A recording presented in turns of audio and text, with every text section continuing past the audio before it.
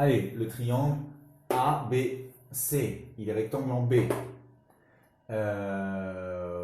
Bon, allez, c'est assez facile. On connaît un angle, on connaît un côté, on est capable de calculer le côté qu'on me demande. Allons-y, d'abord, il faut choisir la formule, donc nommer les côtés. Toujours à l'opposé d'angle droit, l'hypoténuse. En plus, on cherche l'hypoténuse. Par rapport à l'angle, ici, j'ai l'opposé et le côté qui reste, l'adjacent. Donc, opposé hypoténuse, c'est la formule du sinus. Allez, on commence à rédiger. Très facile, allez. On sait que le triangle ABC est rectangle en B. Donc, s'il est rectangle en B, utilisons notre formule. Opposé et hypoténuse, c'est forcément la formule du sinus, on a dit. Donc on fait sinus. N'oubliez pas de préciser le sinus de quel angle. On travaille sur l'angle BCA ou ACB. Allez, ACB, c'est pareil, il faut que le C soit au milieu. Le sinus de l'angle ACB, c'est le côté opposé qui s'appelle AB sur l'hypoténuse qui s'appelle AC. D'accord? AB sur AC. On remplace sinus de... Donc on remplace ce qu'on connaît. On connaît un côté et un angle. Sinus de 42, ça fait 4,9. Donc l'opposé, 4,9. Sur l'hypoténuse qui s'appelle AC. 4,9 sur AC. Bon, vous commencez à être habitué. On divise évidemment par 1. Et là, on n'a plus qu'à faire notre règle de 3. AC est ici. AC est égal à 4,9 multiplié à diagonale fois 1, divisé par sinus de 42. Allez, ça, on prend la calculatrice et on voit que ça nous donne à peu près 7,3 cm. Voilà. Passons au triangle suivant. Donc le triangle DEF. Allez, on nomme les côtés. Donc toujours un triangle qui est rectangle. On connaît un angle, on connaît un côté. On est capable de calculer ce côté-là. Allez, ici j'ai donc le côté qui s'appelle l'hypoténuse, toujours à l'opposé de l'angle droit. On travaille par rapport à cet angle. Par rapport à cet angle ici, j'ai le côté opposé. Et donc celui qui reste, c'est l'adjacent. Donc adjacent et hypoténuse. Adjacent hypoténuse, regardez la formule, c'est celle du cosinus. Allez, on rédige. On sait que le triangle EDF est rectangle en E.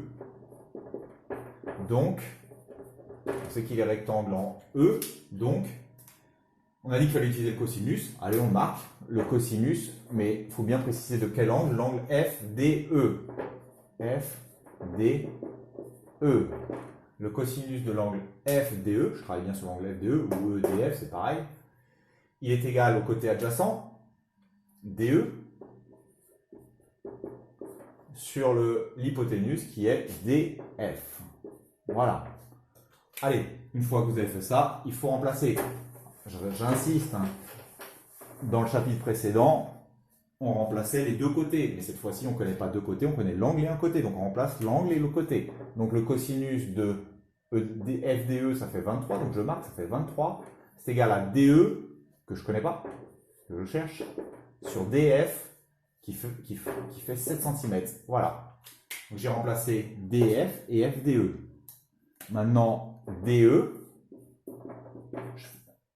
Attendez, avant, j'ai oublié de mettre mon 1. N'oubliez pas de marquer le 1. Ça vous permet d'avoir 4 valeurs et de faire votre règle de 3. DE, c'est égal, allez, on multiplie la diagonale. 7 fois cosinus de 23 divisé par 1. Allez, on prend la calculatrice et on voit que ça fait à peu près 6,4 cm. 6,4 cm. Allez, le dernier triangle, HGI, GHI, Donc on voit bien qu'il y a rectangle, on connaît un côté, on connaît un angle, on est donc capable de calculer le côté qu'on a ici. Allez, nommons les côtés d'abord. Toujours à l'opposé de l'angle droit, l'hypoténuse. Maintenant, nous on travaille par rapport à cet angle. Donc par rapport à cet angle, ici on a l'opposé, et forcément celui qui reste c'est l'adjacent.